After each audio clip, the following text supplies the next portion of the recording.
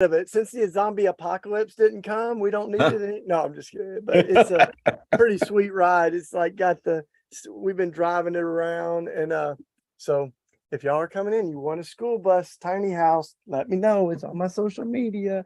That's But we're phenomenal. not here. We're not here to sell a bus tonight. We're here for book club.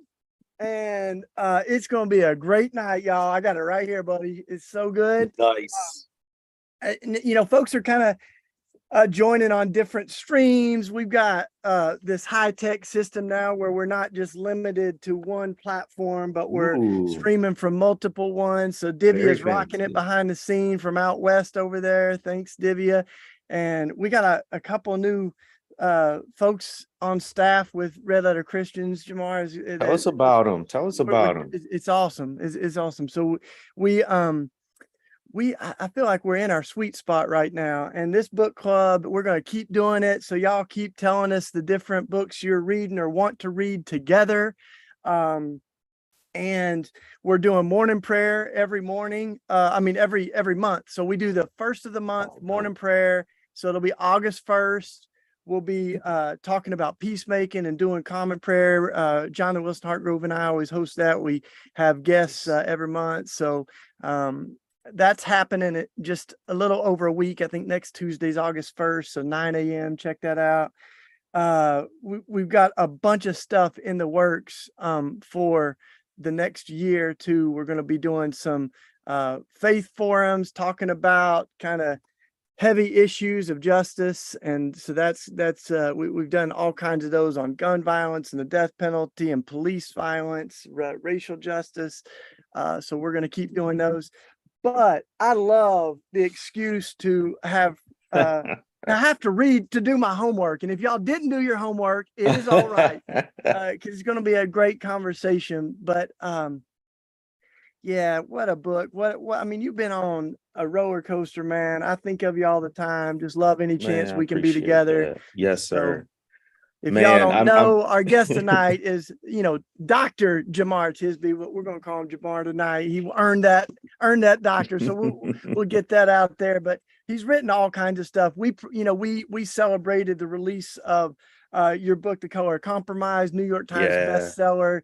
You've done all kinds of speaking, writing, consulting, and it just feels like such a get all kinds of trouble. The good trouble. Yeah, man. Trouble. I'm saving up to ask you to write a book blurb for my next book. So I saw that, man. Yeah, man.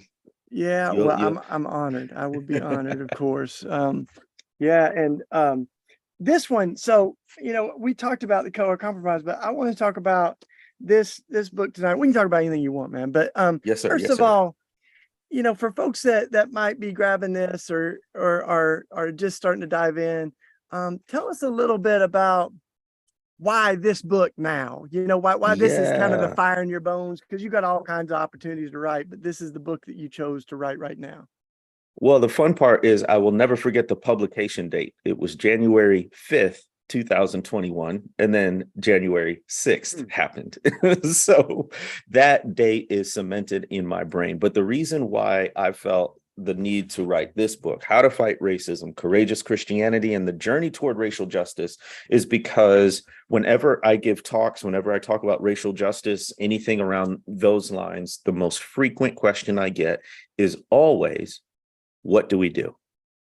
It's always some version of we heard you. We believe that racism is a thing. It's not just a problem of the past, and we want to be part of the solution. But what does that look like? How do we get involved? How do we get started? How do we continue? How do we stay motivated?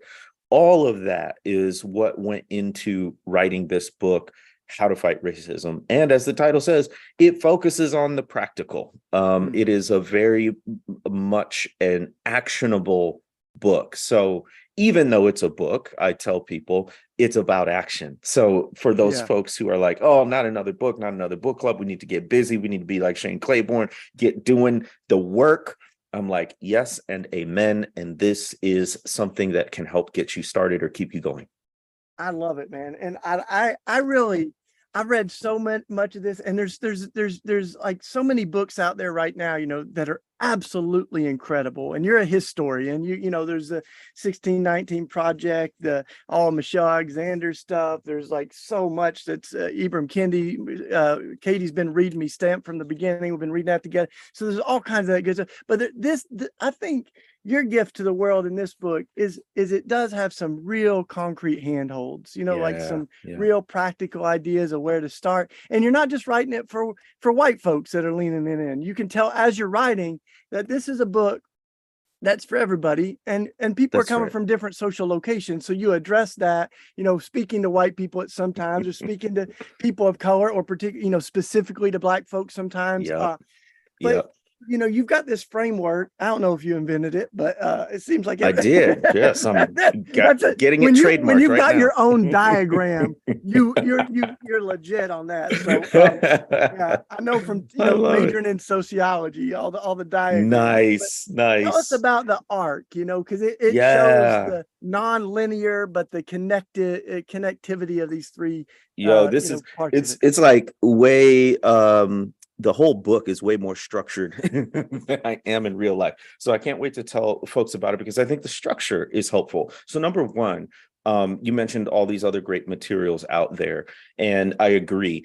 And what folks like me who sort of like speak and write and talk about racial justice do is we major on the diagnosis, but not so much the prescription or the solution, if you will. So even my first book, The Color of Compromise, 10 chapters of history talking about what went wrong when it came to many Christians and racism. And then one chapter on the how-to part. Now, that was a setup because I knew this book was coming next, but still, proportionately, most of the book is diagnosing what went wrong, and then relatively less time on what to do about it. And then in addition, the other problem I noticed is, to the extent that we do address what to do about racism, it's often just this scattered kind of mishmash of different things. Like, it'll be a bullet point list at the end of a chapter. Some of it will be personal, what an individual can do. Some will be like policy. Some will be what an institution can do. Some will be in a sociological realm. Some will be in an economic realm. So even if you wanted to take action, how on earth do you keep all that together? And so that was my burden. And so I decided, rather than just come up with like a whole book of just like different things people could try, let's put some structure around it. And that structure is what I call the arc of racial justice. And it stands for awareness, relationships, commitment. And the way I think of it is like the three legs of a stool. I don't know about you, but I would not want to sit on a two-legged or a one-legged stool. That wouldn't be very stable. But a three-legged stool you can build on. So the awareness piece is what we're doing now. We're listening to talks, we're going to panels, we're reading books, we're watching documentaries. It's all the information, the knowledge we need to understand race, racism, white supremacy.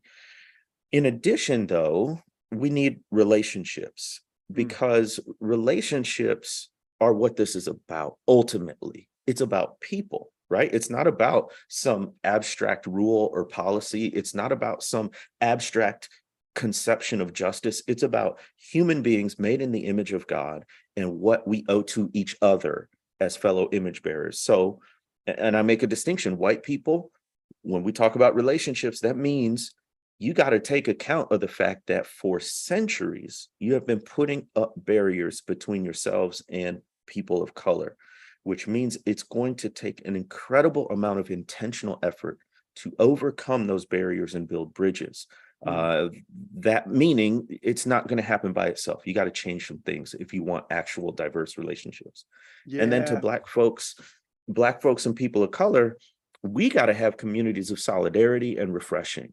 So we've got to ally with one another within different minority groups. And we've got to have spaces that affirm our identity and our experiences without having to explain it or become even more exhausted. And then lastly, commitment, which automatically, it comes to mind, well, staying the course. Well, it is that. But what I mean by commitment is a commitment to systemic and institutional change, recognizing that racism isn't just interpersonal, it's also institutional. And so that we have to change institutions, policies, rules, laws that govern the way we interact with one another along lines of racial and ethnic differences. So altogether, that forms the arc of racial justice. The whole book is structured around that. 3 chapters on awareness, 3 chapters on relationships, 3 chapters on commitment. And even within those 3 chapters of each of those 3 sections, you focus on the theological or the spiritual, you focus on individual, and you focus on the systemic or institutional.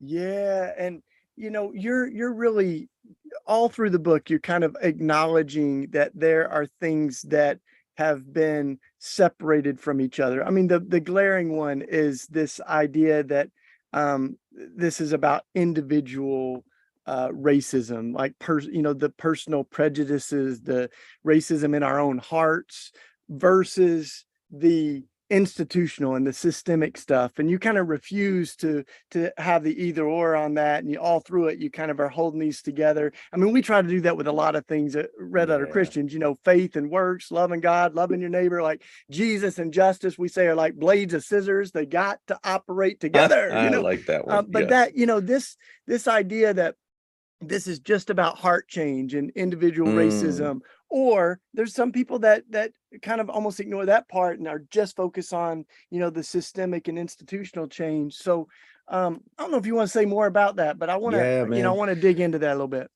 Well, we know we've got to understand this is a function of how a white supremacist ideology works. And I hope that language is not for your listeners, but especially after the civil rights movement, one of the things I say in my first book is that racism never goes away, it adapts. And what happened after the civil rights movement was a way of viewing race that we now call colorblindness. And so the idea was to be able to perpetuate racial inequality without ever saying the words race or black or white or anything like that. And part of the way colorblindness works is to say that racism is really about attitudes. It's about how one person feels about another. So if Shane is nice to me as a black person, he ain't got no problems, because fundamentally the problem of racism is how you feel about someone who looks different. So guess what? If I'm nice to people who are different, then I'm not racist. And that's how you get all these folks doing racist things that say, I don't have a racist bone in my body. Well, first of all, or you get folks who say, some of my best friends are black, right? Some of my best friends are whatever. Well, number one, make sure your black friend would say the same thing about you, because a lot of times they're like, what are you talking about? We don't even have each other's phone numbers. We've never hung out. And you're saying I'm one of your best black friends, whatever. The other problem with that is it's not your one black friend. The sociology tells us you need to have a network of people who are different, right? So it's not just knowing 1 or 2 people who are, is a whole ecosystem of relationships that then begins to change your perspectives. And the last thing I'll say is the great part about the arc of racial justice is it's sneaky, because no matter where you enter, through awareness, you read a book that blows your mind, or relationships, you get to know someone who really changes your perspective, or commitment, you're involved in some sort of cause that opens your framework of thinking. Any one of those is going to catch all 3. So if I'm involved in a march, let's say, call that under the commitment heading, I'm going to develop relationships with the organizers, with the people I'm marching with. And by knowing them, it's going to change my awareness. Or let's say I watch a documentary and that one motivates me to tell someone else and say, you know what, we need to have like a viewing party or something and watch this together. Now I'm forming relationships. And then pretty quickly, you've been in these groups. Okay, we've talked about it. We've been in a circle, lamenting about it. What are we going to do about it? And now you're on to commitment and action and policy change. So it doesn't matter where you get in where you fit in. But the beautiful sneakiness is it's going to encompass all 3, no matter how you enter into this justice work. Yeah, as I was reading and thinking about this with you, as I was kind of having my internal monologue as I'm reading the book, I'm like, the relationships are essential to this. And you kind of point out, like, no one has ever done this work without being in like meaningful A relationships. hundred And, percent. there's a lot of people that critique that idea of sort of, Come on, come on. Howard Thurman, that we can be in proximity. That's not relationship of That's right. love and That's right. That's respect for right. each other. So like, even though, black folks and white folks live close together or even in the same towns, that's not enough. And having relationships where we're rubbing shoulders with each other. And you talk about promise keepers and some of these other occasional gatherings, where you had these very sensational kumbaya kind of, we're gonna hold hands and uh, let the walls fall down. Come on, I was in that world, and that those are some breakthroughs. There's some breakthroughs, but Yes, I was absolutely. kind of thinking the relationships. It's kind of like you can't build a house without a hammer, Mm, but you need more than a hammer. And there's yes. also, you can use a hammer in bad ways too, not just to build Absolutely. something constructive, but like you can abuse relationships too. So Mm, I was thinking about that, as you say, racial justice is relational. It's the tender heart. The relationships are the tender yeah. heart of all this. And then, So you kind of keep inviting us to go deeper with those relationships, right? So I don't know if you want to say more dude, about, how to do it's that. huge. I'm so glad because you're an actual activist, and I'm so grateful to have this conversation with you because I really actually want to learn from you how to make something like this better, improve it, fill gaps, all that stuff. Um, the relationships part, in my experience, this is where the sort of progressives like to try to skip over because it's always about, no, we got to change the system, we got to change the policy, we got to change the institution. And especially when it comes to people who may not check every box that you do. Now, I'm not saying cozying up with racists, with people who are denigrating other people, but they're different camps. I think what Black folks did throughout the Black freedom struggle, but you see this especially in the civil rights movement, is have temporary alliances for specific goals, right? Mm, And so they could get together. It was ecumenical. They could get together with Jewish people, with Muslim people, with atheists, and work toward dismantling racial segregation. Do we still have that sort of broad-mindedness when it comes to relationships in the justice movement?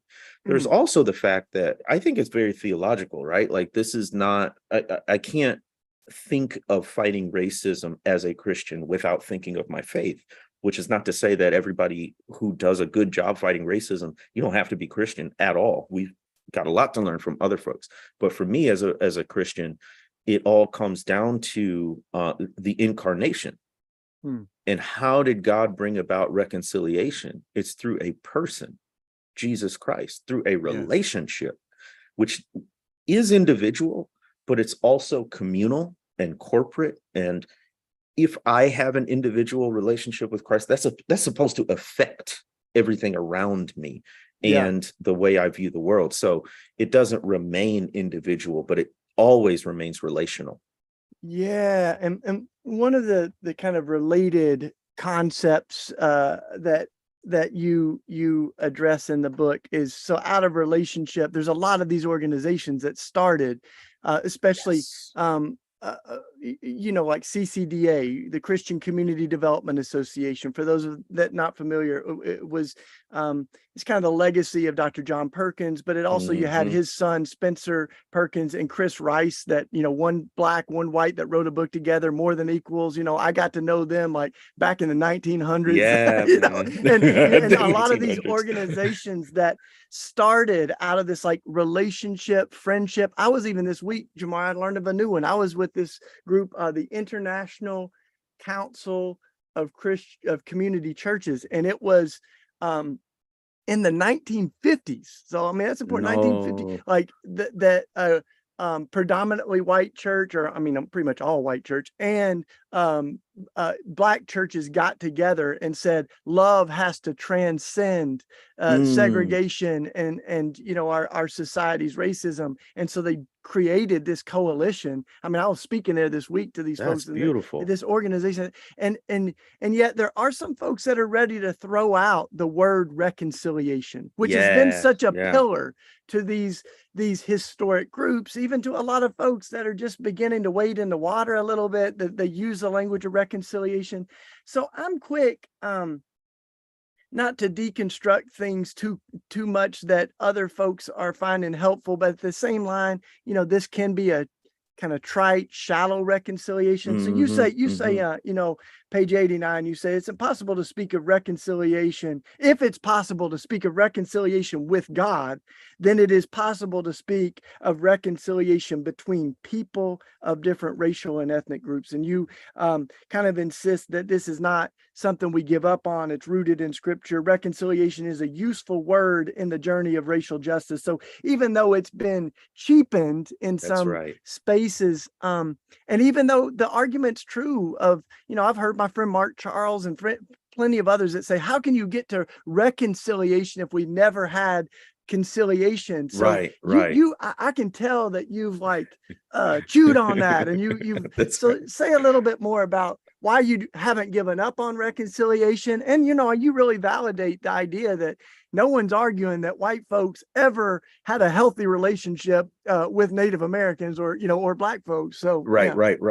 That's a great point. My good friend Latasha Morrison of Be the Bridge, her framework is reconciliation, and I can rock with that because I know what she means by it, right? So I, in the book, make a distinction between what in particular white evangelicals have done with this idea of racial reconciliation. Namely, they've so individualized it that they've basically emptied it of its transformative power, because it has no real meaning beyond getting a cup of coffee and having a black person pour out their heart to you about what it's like to be black, something like that. It's so much more than that. But in that section that you read from, I really take on this idea of we can't talk about reconciliation because we've never been reconciled. There's never been a point in our history, particularly in the United States, where black people and white people, or Native American and white people, or whomever, have had this beautiful, harmonious relationship. To which I say, well, we use the word reconciliation when it comes to humanity and God and what Jesus has done for us. But when in anyone's life have we had a perfect relationship with God? Yeah. So where's the re part when it comes to our relationship with God? And then if we can use that in that relationship where there's never been a moment where we've been perfect with God, right? Because we're always in rebellion somewhere, then it can, I would say, be used between people, because I don't know, you can go back to Eden if you want to. That's the last time there was ever true conciliation, right? But I still find it as a useful term as long as we define it, and as long as it means more than some heart-to-heart conversation with somebody who's got lighter skin and somebody who's got darker skin. There's so much more to reconciliation than that. But let me ask you this, Shane. I think you modeled this even online. So we'll get tagged in some of the same posts and whatnot. And you are gracious enough with trolls, with people who disagree with you, with people who are even calling you names. You're like, hey, I'd love to talk about it. And I'm like, where does that come from? Like, you have a sincere, genuine offer to them to continue the dialogue. Where does that come from? What's your approach, especially online? Has anybody ever followed through, and how did that go? Well, the social stuff, the virtual friendships, there's all kinds of cool stuff that I've seen come out of it. So I'm not knocking that. I mean, but I find that people act differently when they're behind a screen than when they're looking into your eyes, Big time.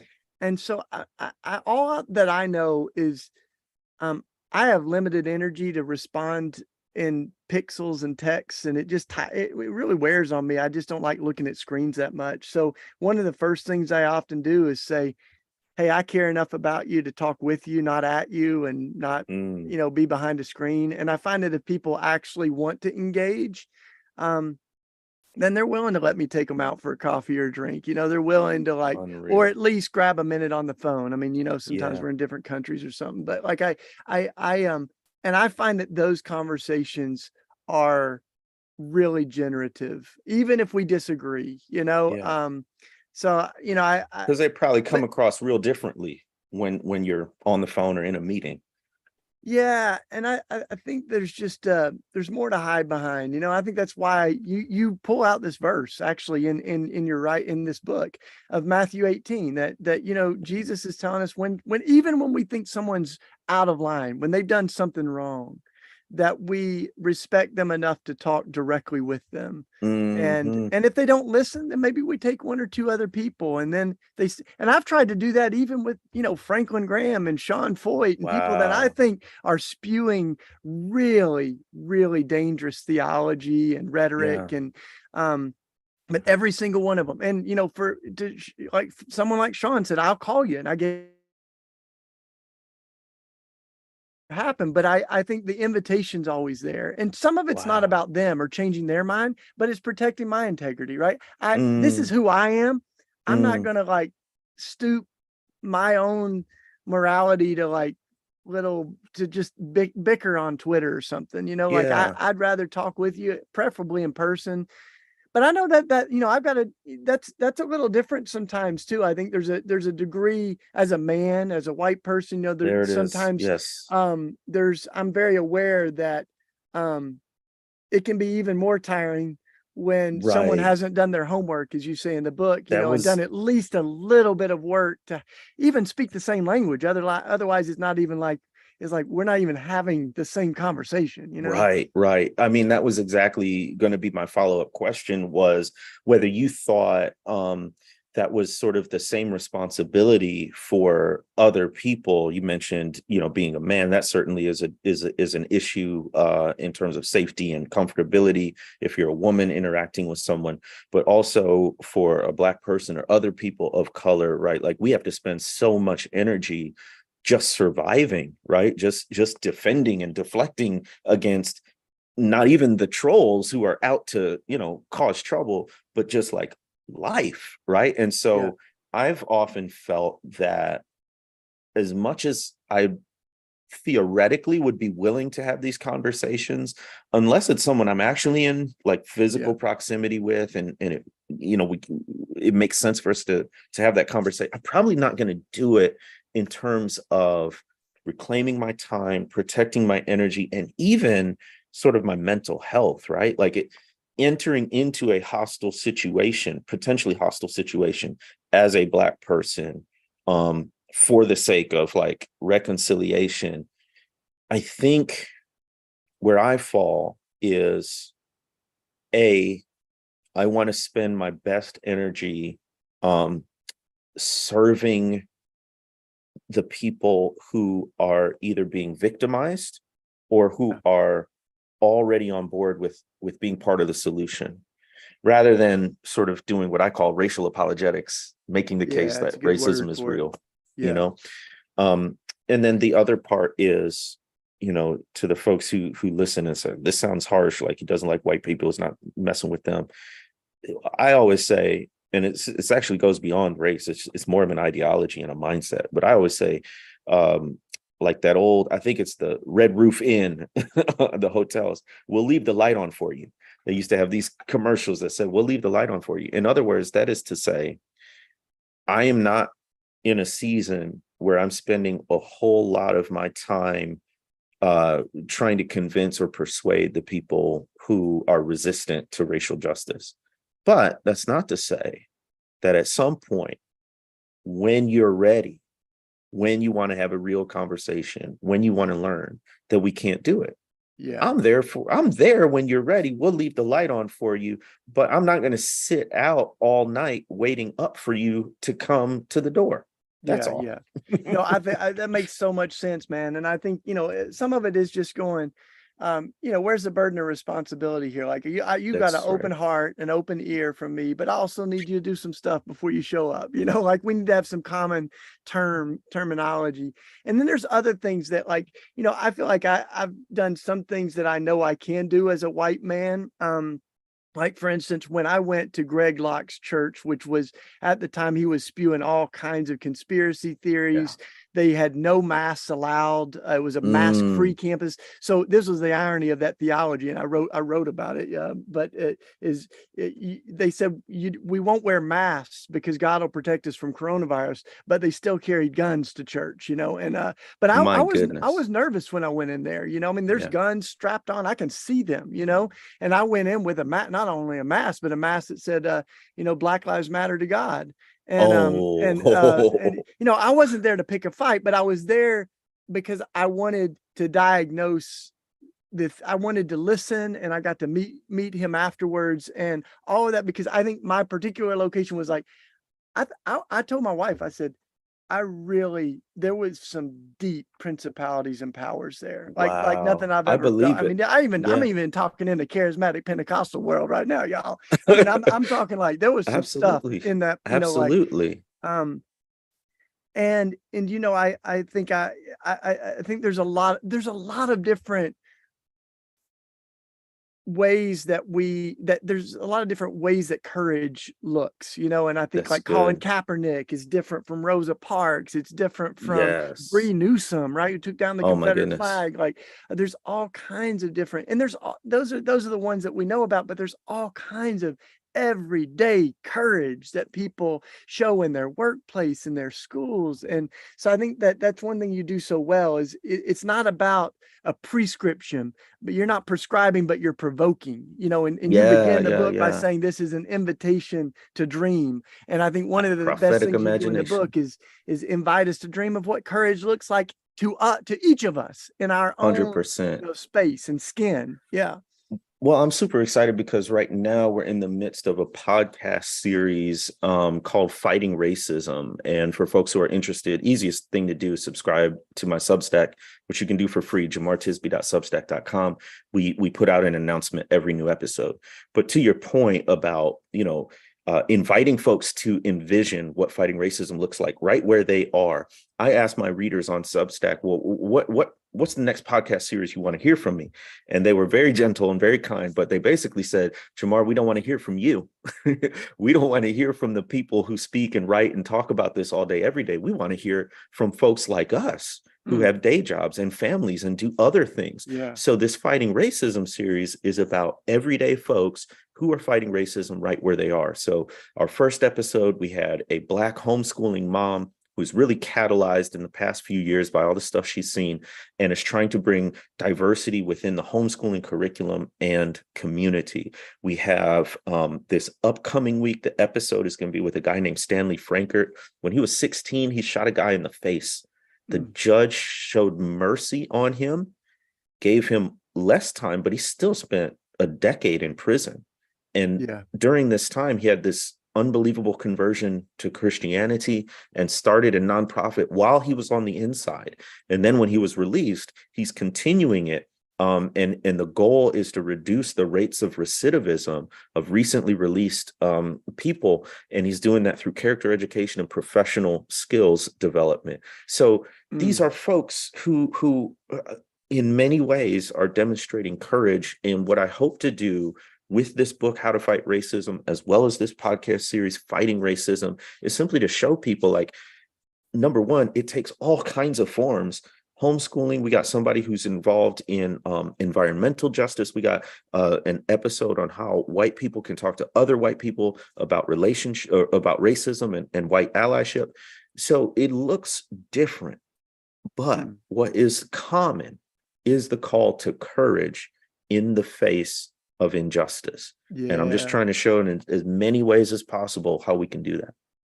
And as you're writing, one of the things that you did in this book is you kind of come at that from a lot of different angles. But the one I wanted to hear you talk a little bit more about too is this idea of theological racism, right? So for a bunch of years, we've been telling people at Red Letter Christians, do a theological audit Like look at your bookshelf and see how many of the books are by women or by women of color, Black women, how many are by theologians that are not white, that are not men.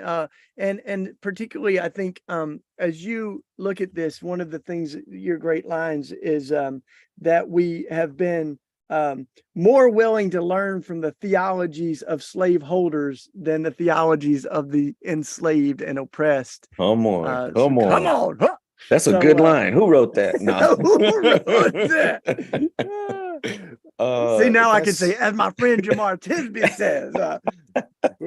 That's so right. That's so right. And you say, like, name, and I want to say this to folks that are listening, especially those of us that are white. Like he in the book, Jemar says, name 5 theologians that are Black that are spoken truth into your journey, and we might also say, like, female theologians, and you kind of invite us to do that audit. So that's one of those pieces, but you got a bunch of diamonds in there that the theological racism was a good one, though. You want to say any more about that, man? Listen, I was steeped and immersed in this stuff. I went to Reformed Theological Seminary in Jackson, Mississippi. You can't get more conservative than that in a whole lot of ways, right? And I spent 5 years and 107 credit hours getting a master's in divinity. Who's counting? I am. And throughout all those classes, all those semesters, almost no people of color, almost no women did we even learn about. Number one, all my professors were white men, except my missions professor, who was a darker skinned Brazilian.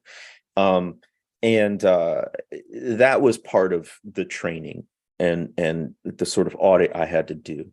But then I distinctly remember it was a class on the Pauline epistles, and we were looking at different theological interpretations of Paul. And that was the one and only time we really learned about anything like Black theology. And it was only in the context of, here's Black theology, here's how it went wrong, and here's the correct view, which, by the way, happens to come from a European white man. So like, that's the theological racism, I mean, even when you talk about how we have Black theology or Black, liberation theology or whatever, or you just have just normal theology. It's just theology. If it came from Spurgeon or R.C. Sproul or some white man, right? It's just theology. It has no qualifiers. As soon as it comes from a person of color, a woman, anyone who's not a white male, it has to have an adjective. It's Black theology, it's Latin American theology, it's feminist theology, it's womanist theology, whatever it might be. And one of the problems with this too, that that's underneath all of this, is that when people's theology begins to crack, a lot of times they abandon it all. I meet people all the time that they tell me, they explain to me the deconstruction of their faith or why they left, the church. And part of me inside is going, you didn't give up on Jesus, you gave up on John Calvin. Like you know what I mean? Like just because you're fed up, yes, you're fed up with Trump evangelicalism. So are a whole lot of us. Like, let's not give it that much power to to kind of take over. You hear a bad song, you don't give up on all music. But music, I think that's a great analogy. Part of what you're doing, Jemar, I think is it's like when Oscar Romero says, some truth can only be seen through eyes that have cried.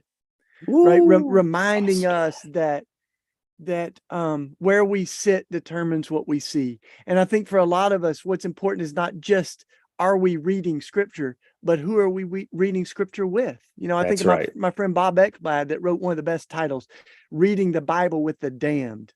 And he basically talks about why, like, who you read the Bible with affects what you hear and what you see, and who's writing your theology affects what you hear. And it's not, it is about truth, but it's also about constructing a really true and beautiful Christianity that can survive the storms, right? It's about building a house on on the rock and not On the rock, on yes. the straw of the white Jesus, Hallmark Jesus. Yeah. So you're really getting into some of the meat of the relationships part of the arc of racial justice. So what I've noticed, I spent a bunch of my formative time in conservative Christian circles, but since grad school and doing this PhD in history and some other circles I've been in, more exposure to white progressives, whether religious or not. And what I've noticed is the same essential issue, which is a lack of relationships with people who are different. So they're not doing the same thing, far right and left-leaning folks. They're about different things. But when it comes to race, what I've noticed, and I don't mean to offend anyone, but what I've noticed is the work that white progressives have to do is not just saying the right things and appearing on the right side of racial justice, but actually cultivating relationships across racial and ethnic lines so that it's not simply an intellectual assent, but a relational connection with people who are different. And that's where your conviction has to arise from. It's that you know people, you care about people, and what affects them affects you. But I find so many folks in white progressive circles who are just as closed off, just as homogenous as people on the far right. So yeah, again, just an area I to want to work just on. read a piece of this because this is exactly what you're talking about. You've got this, there's a really wonderful pastoral side of the book where, I mean, even when you talk about, I'm not going to get into all the nitty gritty of it, but y'all got to read it just so if you're just tuning in, we're talking about how to fight racism with Dr. Jemar Tisby.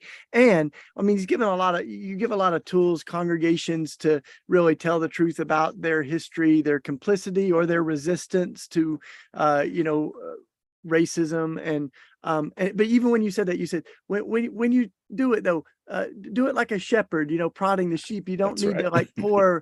There's already going to be some heavy things. So the last thing they need is someone else that's hammering them again, like you're walking people into truth. And you talk about this in this section called cancel contempt, which is beautiful. You talk about that. What I often talk about is self-righteousness, and Jesus called it the yeast of the Pharisees. It's poisonous. But you talk about it as contempt and superiority. So I'm going to read this little paragraph. Contempt is the poison pill of racial justice. A distorted understanding of personhood leads to feelings of superiority and inferiority.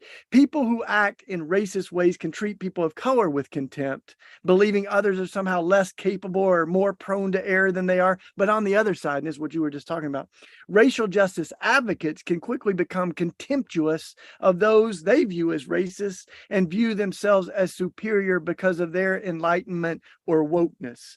While one side has healthier beliefs about race than the other, contempt is never the answer. So that contempt is still poisonous, even if it's 100%. progressive instead of the other stuff. Yeah.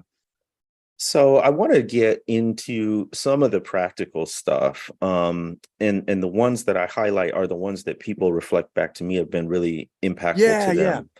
So on the awareness end, right? Like if people are looking for, okay, what do I do practically? One of the things is to write your own racial autobiography. So good. Yeah. By which I mean, analyze your personal historical experiences with race and racism. So some of the questions that you can use for prompts are, what's the first memory I have of race? Like, when do I remember becoming aware of race and skin differences? What did my parents teach me about race and racism? Is something talked about openly? Is it something they hid? Is it something where they were spewing racist ideas? What surprises me about my history with racism? I never really thought about it, or I've always had an awareness of it, or whatever it might be. So the point being, before we try to do this like racial justice work out there, we've got to do some racial justice work internally. And that begins with simply an awareness of what kind of structure and framework and ideas around race that we've absorbed before we had a consciousness of it, before we were intentional about it. And I think by writing it down, actually writing it down and not just thinking about it, that helps us develop self-awareness, which is such a huge part. And I wonder, Shane, just selfishly, what I really admire about you is that everything you do externally seems to arise from within and from a relationship with Jesus.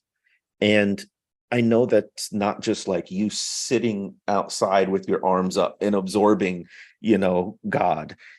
I'm wondering what those disciplines, what those practices look like that keep you sort of in touch and in relationship with Jesus so that you can go out and be bold and courageous and do all the incredible things you do.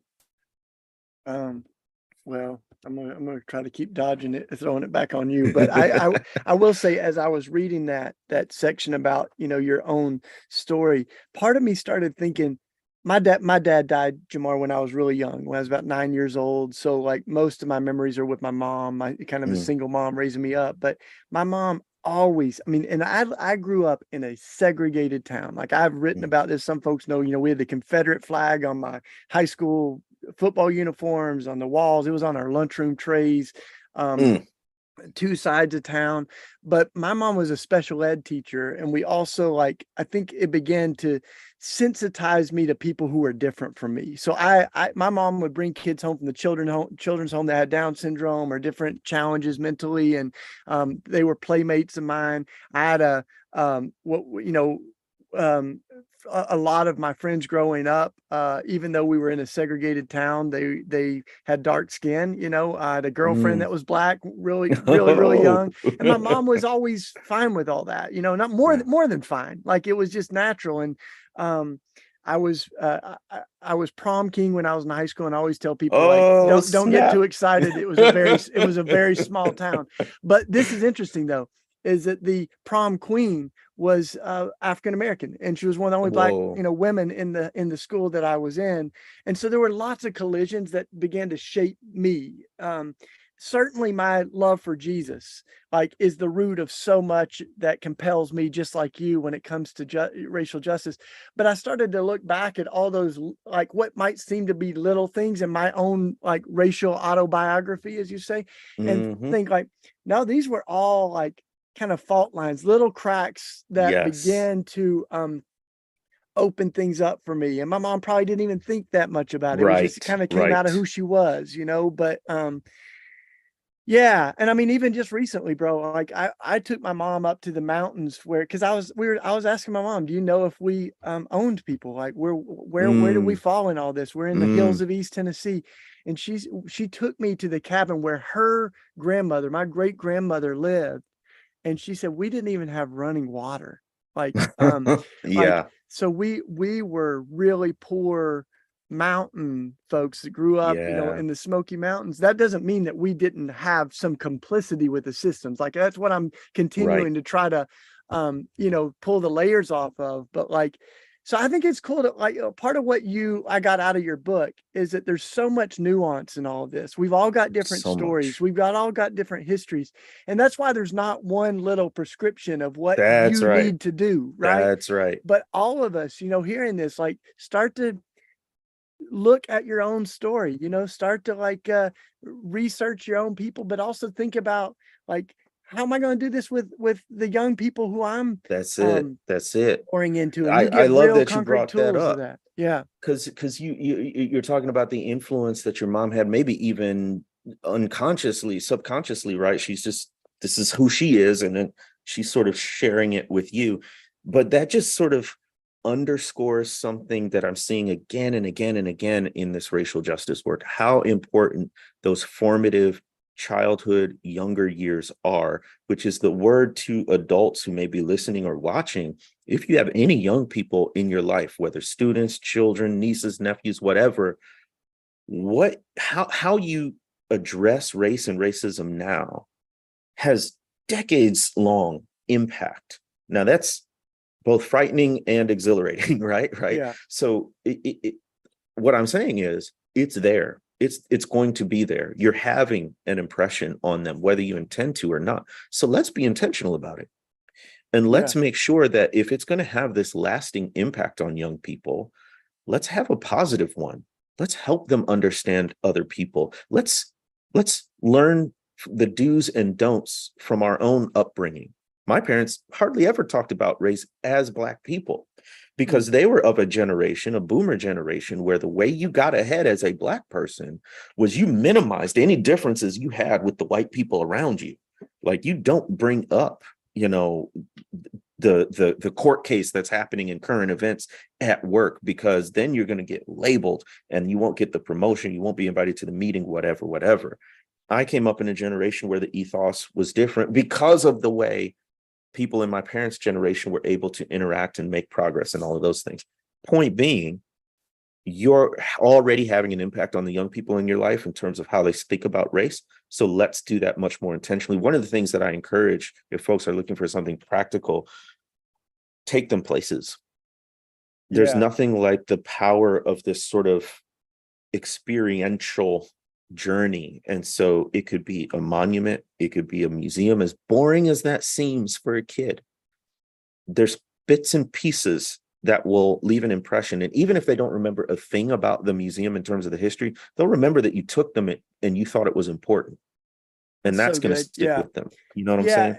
Yeah, totally. And I mean, you in the book, you kind of talk about not just teaching them, but showing them, you know, the kind of show and tell sort of thing. And I think that's, you know, it's true for young people, but it's also true in the church. We have all these concrete smells and bells, that's you know, like, you know, depending on your tradition, you know, you've got all these like concrete things we do. I mean, if nothing else, like the Eucharist, right? That are really 100% like taste and physical see. taste ways.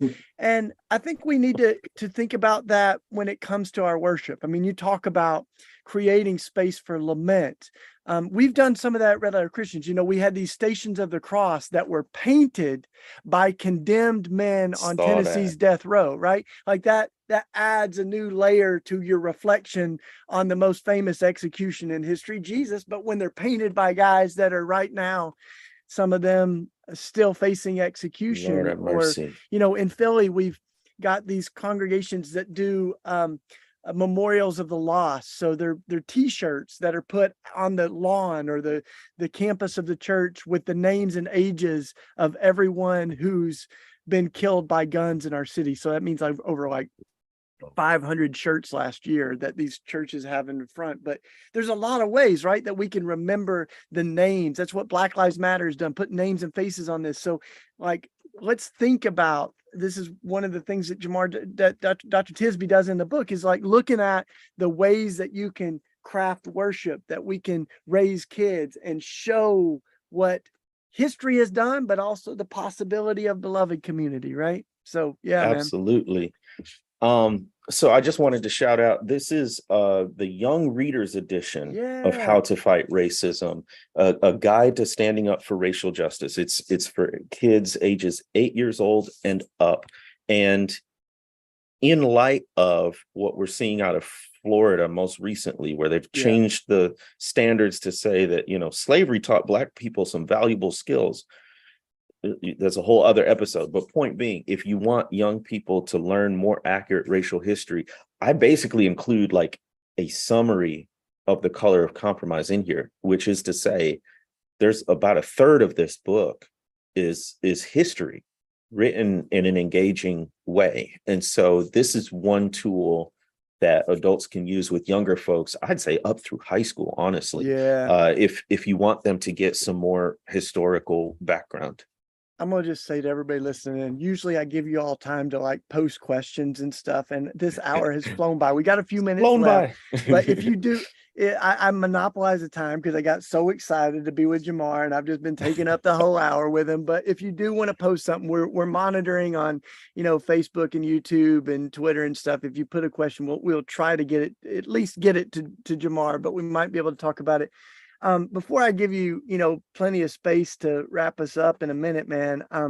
One of the things that strikes me is your as you give these really concrete ideas, right? Like some of them are small, like, and some of them are more robust, you know, hosting a freedom school, doing a candidate forum, but supporting, you know, Black-led organizations. Like some of these are pretty small things. And one of them, when I was reading yours, one of the things that you did was you just, I think it was after Philando Castile was killed, you just texted your pastor and you said, I don't know if you saw this, but Yeah. Would you, I wanted to make sure it was on your radar. And you even said, you might mention it, no pressure, or something like that. But I think Right.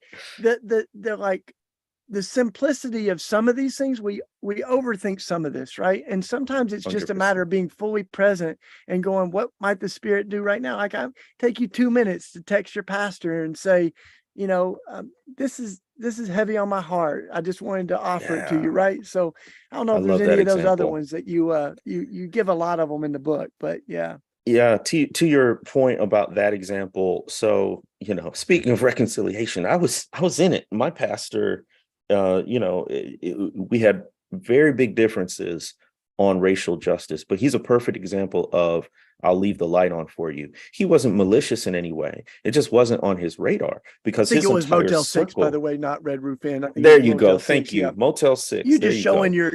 you haven't stayed in a lot of Motel 6s. No, I'm just kidding. Go ahead though, man. Go ahead.